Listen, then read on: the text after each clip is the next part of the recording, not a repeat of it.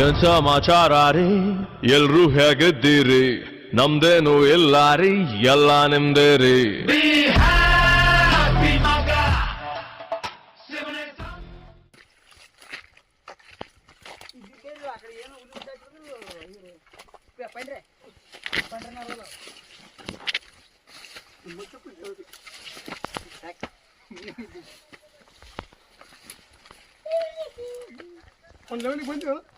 ಹಾಂ ಬಂದಿ ಬಾ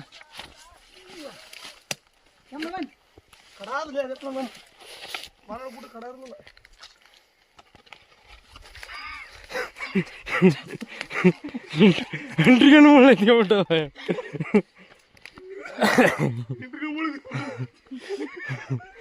ಭಾರಿ ಮುಳ್ಳು ಬಲೆಟ್ ಹಿಡ್ದು ಕಿದ್ರಾಗ ಐ ಬರ್ರಿ ಬರ್ರಿ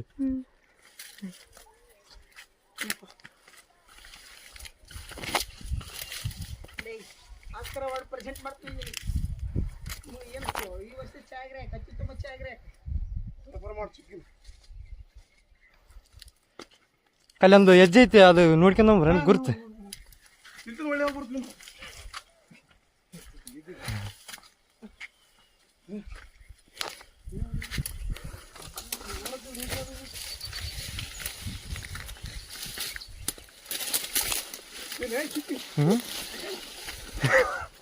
ಬಾ ಕಿಂಗೊಂಬರ್ರಿ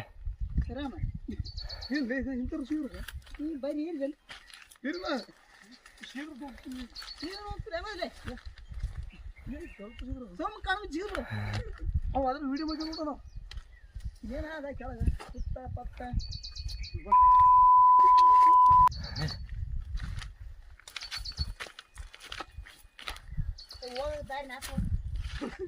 ಹೋಗತ್ತೆ ನಿಮ್ ನೀಜ್ ಕರ್ಕೊಂಡ್ ಬರ್ರಿ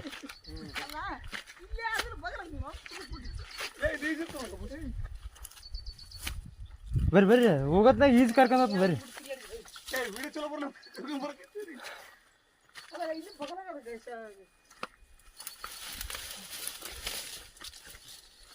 ಹಾಂ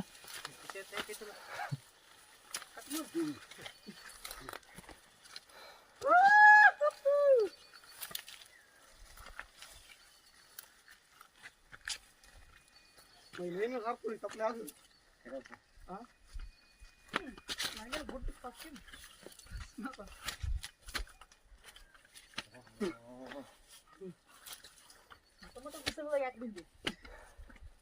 ಬರಳಷ್ಟು ಎಷ್ಟು ಅನಿಸ್ತು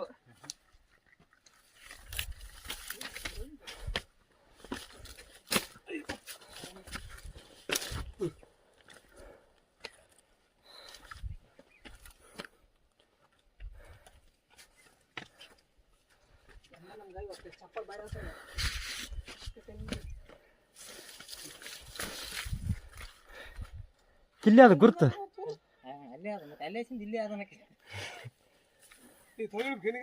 ಕೆಳಗೆ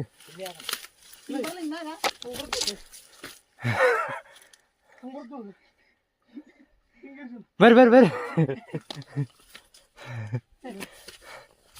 ಹಾಂ ಹೌದು ನೋಡಿ ಬಾ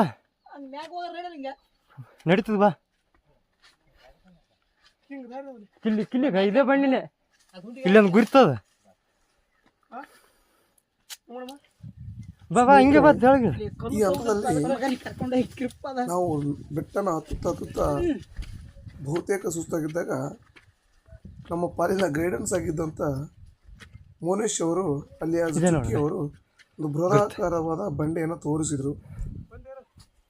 ತೋರಿಸಿ ಇಲ್ಲಿ ಕೂಡ ವಿಶೇಷವಾದಂಥ ಚಿಹ್ನೆಗಳಿದ್ದಾವೆ. ಇದು ತತ್ತಿ ಆಕಾರದ ಕಲ್ಲು ಬಂಡೆ ಅಂತೆಲ್ಲ ವಿವರಿಸ್ತಾ ಇದ್ದ. ಇದು ಹೆಂಗೆ ಕಾಣಿಸ್ತದ ರೌಂಡ್ ತತ್ತಿ ಆಕಾರದ. ಅದಾಗಲೇ ಅರ್ಧ ಸುಸ್ತಾಗಿದ್ದ ಪ್ರಯುಕ್ತ ಅದರಲ್ಲಿ ತೋರಿಸಿದೆ. ಮೊದಲು ನಮಗೆ ಪರಮಾನಂದ ಇದೆ ದೇವರ ಪಾದದ ಹೆಜ್ಜೆಗಳನ್ನು ತೋರಿಸು ಮಾರಾಯ ಇದು ಯಾವುದು ಹಬ್ಬದ ಬಿಡ ಇರೋದನ್ನ ಹೋದ್ ಖಾಲಿ ಕೈಲಿ ತೋರಿಸ್ಬೇಡ ಅಂತ ಇರ್ಲಲ್ಲ ಅವನಿಗೊಂದಿಷ್ಟು ವಿನಂತಿನೂ ಮಾಡ್ಕೊಂಡ್ವಿ. ನಂತರ ಅವನು ಕೂಡ ಮುಂದೆ ಸಾಗ್ತಾ ಇದ್ದ. ಮುಂದೆ ಹೋಗ್ಬೇಕಾದ್ರೆ ಇನ್ನೊಂದಿಷ್ಟು ದಾರಿ ಕ್ರಮಿಸಲೇಬೇಕಾಗಿತ್ತು. ಆ ನಂತರ ಅಲ್ಲೇ ಒಂದು ಬಹಳ ಬೃಹದಾಕಾರವಾದ ಬಂಡೆಗಳ ಗುಂಪಿತ್ತು. ಇದು ಕೆತ್ತಿದ್ದ ಇದು ಆ ಬೆಟ್ಟದ ಹಿಂಭಾಗಿನ ದೃಶ್ಯ.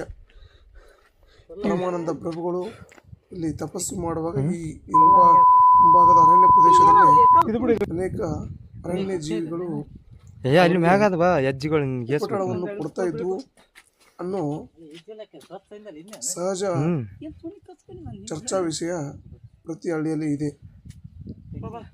ಅವರು ತಪಸ್ಸು ಮಾಡ್ತಾ ಇದ್ದದ್ದನ್ನ ಅದಕ್ಕೆ ಅಲ್ಲಿಂದ ಬಿಟ್ಟು ಈಗ ವಾಸ್ತವವಾಗಿ ಪೂಜೆ ಪುರಸ್ಕಾರಗಳ ನಡೆಯಲ್ಪಡುವ ಸ್ಥಳದಲ್ಲಿ ಈ ಕಡೆದ ನೆಲೆ ನಿಂತರು ಅಂತ ಹೇಳಲಾಗುತ್ತೆ.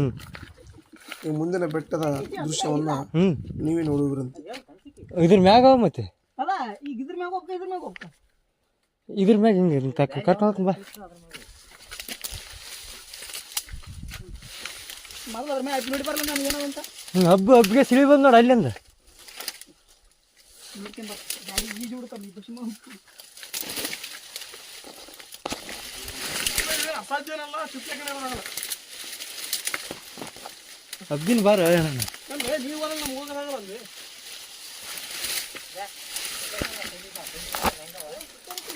ನೋಡ್ಬನ್ನಿ ಹೋಗೋಣ ಅಲ್ಲೇ ಈಗ ನೋಡೋಣ. ಕೊನೆಗೂ ಒಂದು ಬಂಡೆ ಹತ್ತು ಸಾಹಸ ಮಾಡಲೇಬೇಕಾಯಿತು. ಕಷ್ಟಪಟ್ಟು ಹೆಂಗೋ ಹತ್ಬೇಕಂತ ಪ್ರಯತ್ನ ಮಾಡಿದೆ. ಬಂದ್ ತಡಕ ಆದರೆ ಹತ್ತಿರೋ ರೀತಿ ನೋಡಿದ್ರೆ ನನಗೆ ನಗು ಬರ್ತಾ ಇದೆ.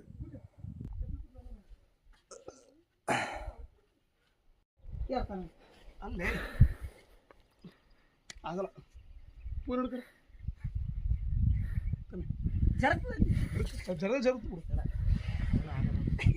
ಅಲ್ಲೇ ಆಗಲ್ಲ ಕ್ಯಾಮ್ರಾಮನ್ ನೀವು ಕಾಲಿಡ ಕೊಡ ತಡಕ್ ಫೋನ್ ಹಿಂಗೆ ನೀ ಯಾರ್ತಾನೆ ಸಪೋರ್ಟ್ ಇಲ್ಲ ಅಬ್ಬ ಅಬ್ಬ ನೀ ಆರಾಮಿಡಿ ಕಾಲ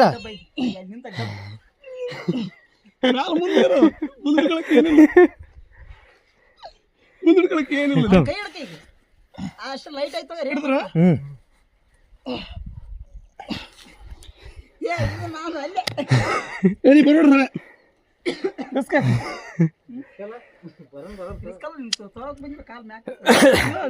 ನಾನು ಸ್ವಲ್ಪ ವೇಟಿಂಗ್ ಮಾಡಿ ನಾ ಇಳಿದಿ ಸೊಬ್ಬನೇ ಹಬ್ಬಲ ಇಲ್ಲ ಏರ್ಬೋದು ಅರೇ ಮತ್ತೆ ಜಾಲಿ ಅಂತ ಕಟ್ರ ಕಾಸು ಬಿಡ್ತಾವ ಸರಿ ನಡಿ ಕೊಡ್ತೀನಿ ಬರ್ರಿ ಹಂಗೆ ಬಂದ್ಬಿಡಿಲ್ಲ ಹಿಂದ್ ಕುಂಡಿಡ ಹಿಂದ್ ಕುಂಡಿಡಿ ಕುಂಡಿಡಿಯಲ್ಲ ಹಂಗೆ ಒಬ್ಬನೇ ಬರೋ ಕುಂಡಿಡ ಆರಾಮ್ ಬರ್ತದೆ ಆಯ್ತು ಹಂಗೆ ಬಾ ಹೆಂಗಾರ ಬಾ ಇಬ್ಬರು ಬರ್ರಿ ಅಲ್ಲಿ ಕಾಲ್ ಕೊಟ್ಟಲ್ಲಿ ಆ ಚಪ್ಪಲಿ ಹೋಗಿ ಮತ್ತೆ ಸ್ನೇಹಿತರೆ ಚಪ್ಪಲಿ ತೋರಿಸಿದ್ನಲ್ಲ, ತಡ್ಕರ ಕಾಲ್ ಕೊಡ್ತೀನಿ ಈ ಭಾಗ ಈ ಕಡೆ ಸೈಡು ಈಗ ಈ ಸಲ ವಿಡಿಯೋದಲ್ಲಿ ನೋಡ್ತೀರಿ ಕಾಲ್ ಕೊಡ್ತೀನಿ ಹಬ್ಬ ಅಲ್ಲೇ ಪರಮಾನಂದನ ದೇವರುಗಳ ಹೆಜ್ಜೆ ಇದೆ ಅಂತ ಹೇಳಲ್ಲ ಬೃಹತ್ತಾಕಾರದ ಬಂಡೆ. ಈಗ ಈ ವಿಡಿಯೋ ನೀವು ಇವನೇ ಭುವನೇಶ್ ಅಂತ ಇಷ್ಟೊತ್ತು ಯಾವ ಭಾಗದಲ್ಲೂ ವಿಡಿಯೋದ ಯಾವ ಭಾಗದಲ್ಲೂ ಕಾಣಿಸ್ಕೊಂಡಿರಲಿಲ್ಲ. ಇವನೇ ಈ ಗೈಡೆನ್ಸ್ ಥರ ಕರ್ಕೊಂಡು ಬಂದವನು. ಈಗ ಇದೇ ಹುಡುಗನೇ ಪೂರ್ತಿಯ ಬಂಡೆ ಸಲೀಸಾಗಿ ಏರ್ತಾನೆ. ಇರೋದಲ್ಲದೆ ನಮಗೂ ಕೂಡ ಸಹಾಯ ಚುಕ್ಕಿಗೆ ಇದು ವಿಡಿಯೋ ಲೈವ್ ಇರುತ್ತೆ ನೋಡಿ. ಇದು ಎಡಿಟರ್ ಅಲ್ಲ ಚುಕ್ಕಿ ಕೊತ್ತಿ ಮಂಜ ಎಬ್ಬಳ ಕೊತ್ತಿ ಮಂಜ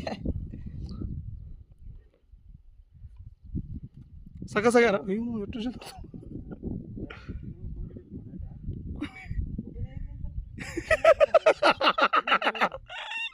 ಸ್ವಲ್ಪ ಅಲ್ಲಿಗೆ ಆದ್ರೆ ತಡಿ ನೀ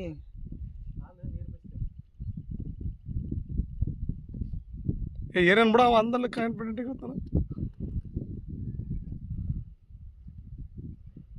ಚೊಕ್ಕಿ ಸಾಯ ಹುಷಾರ್ಲೇ. ಆರಾಮ್ ನಿಂದ ಸ್ವಲ್ಪ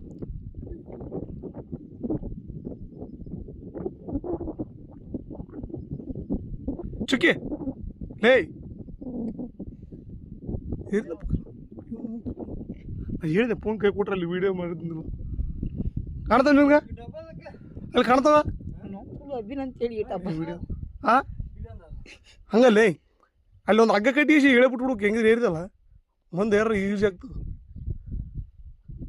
ಹಾಂ ಟ್ರೈ ಮಾಡಿ ನೋಡಮ್ಮ ಒಳ್ಳೆ ಹೇಳಿ ಹ್ಞೂ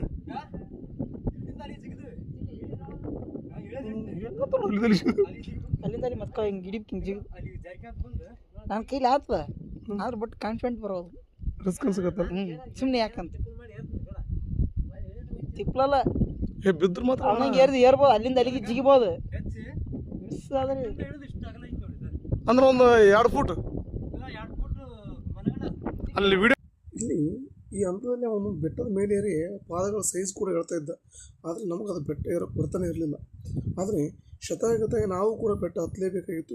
ಯಾಕಂದರೆ ಆ ವಿಡಿಯೋ ಅಲ್ಲಿರುವಂಥ ಆ ಪಾದದ ಗುರುತುಗಳನ್ನು ನಾವು ನೋಡಲೇಬೇಕಾಗಿತ್ತು. ನಿಜಕ್ಕೂ ಸ್ನೇಹಿತರೆ ನಂಬ್ತಿರೋ ಇಲ್ವೋ, ನಿಜಕ್ಕೂ ಕೂಡ ಆ ಬಂಡೆಯ ಮೇಲೆ ಪಾದದ ಹೆಜ್ಜೆ ಗುರುತುಗಳು ಖಂಡಿತ ಇದ್ದಾವೆ. ಸುಮಾರು 100 ಅವರು ಶತಾಯುಷಿಗಳಲ್ವ ಪರಮಾನಂದ ಪ್ರಭುಗಳು. 100 ವರ್ಷಕ್ಕಿಂತಲೂ ಅಧಿಕ ವರ್ಷಗಳ ಕಾಲ ಅವರು ಬದುಕಿರೋದ್ರಿಂದ ಆಗಿನ ಘಟಾನುಭವಗಳು ದೇಹಗಳು ಇರೋದರಿಂದ ಆ ಪಾದದ ಸೈಜ್ ಅಷ್ಟೇನು ದೊಡ್ಡದಂತ ನಮಗೆ ಅನಿಸಿರಲಿಲ್ಲ. ಇನ್ನೊಂದು ಏನಪ್ಪ ಅಂತಂದರೆ ಆ ಪಾದ ಸುಮಾರು 16ನೇ ಶತಮಾನದಿಂದ ಅಲ್ಲಿರೋದ್ರಿಂದ ಬಿಸಿಲು ಮಳೆ ಹೀಗೆ ನಾನಾ ರೀತಿಯಾದ ಪ್ರಕೃತಿಯ ಏನಂತಾರಲ್ಲ ಪ್ರಕೃತಿಯ ಹೊಡೆತಕ್ಕೆ ಅದು ಸಿಲುಕಿ ತನ್ನ ಶೇಪನ್ನು ಕಳೆದುಕೊಂಡಿರ್ಬೋದು. ಹಂಗಂತ ಪಾದ ಇದ್ದೇ ಇದೆ ನೀವು ನಂಬಲೇಬೇಕು ಅನ್ನೋದು ನಮ್ಮ ಉದ್ದೇಶ ಅಲ್ಲ, ಅವರ ನಂಬಿಕೆಗೆ ಬಿಟ್ಟಂಗೆ.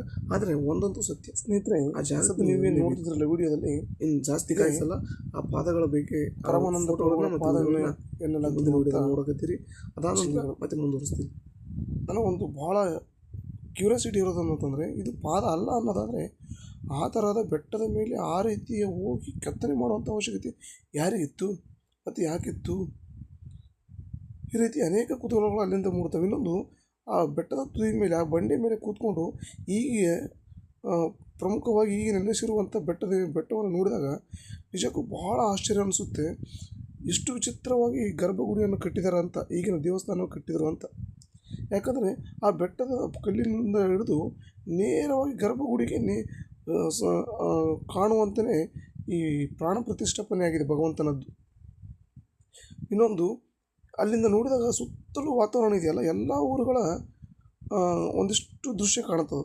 ಅದರ ಜೊತೆಗೆ ಎಲ್ಲ ಊರುಗಳ ಜೊತೆಗೆ ನಮ್ಮ ಪರಮಾನಂದ ದೇವಸ್ಥಾನದ ಇನ್ನೂ ದೃಶ್ಯ ಭಾಳ ಚೆಂದ ಕಾಣೋದಂದರೆ, ಪರಮಾನಂದದ ದೇವಸ್ಥಾನ ಯಾವುದೋ ದೇವಸ್ಥಾನ ಬೆಟ್ಟದ ಮೇಲೆ ಹೋಗಿ ನಿರ್ಮಿಸಿಲ್ಲ.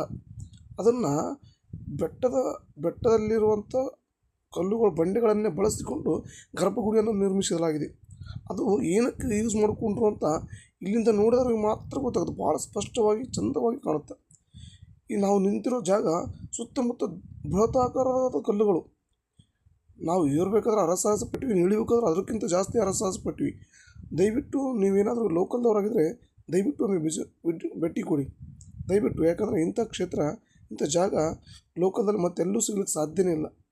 ಭಕ್ತಿನೋ ಭಾವನೋ ನಂಬಿಕೆನೋ ಮೂಢನಂಬಿಕೆನೋ ಅದು ಬೇರೆ. ಒಂದು ಸಲ ಸಾಧ್ಯ ಆದರೆ ದಯವಿಟ್ಟು ಭೇಟಿ ಕೊಡಿ. ಮುಂದಿನ ದಿನಗಳಲ್ಲಿ ಇದಕ್ಕಿಂತ ಹೆಚ್ಚಿನ ಮಾಹಿತಿ ಪರಮಾನಂದನ ಪ್ರಭುಗಳ ಕುರಿತು ನಾನು ತೊಗೊಂಬರ್ತೀನಿ. ಅಲ್ಲಿವರೆಗೂ ನಮಸ್ಕಾರ ಸ್ನೇಹಿತರೆ. ನಮ್ಮ ಪ್ರಯತ್ನ ಇಷ್ಟ ಆದರೆ ಸಬ್ಸ್ಕ್ರೈಬ್ ಮಾಡಿ, ಲೈಕ್ ಮಾಡಿ, ಶೇರ್ ಮಾಡಿ.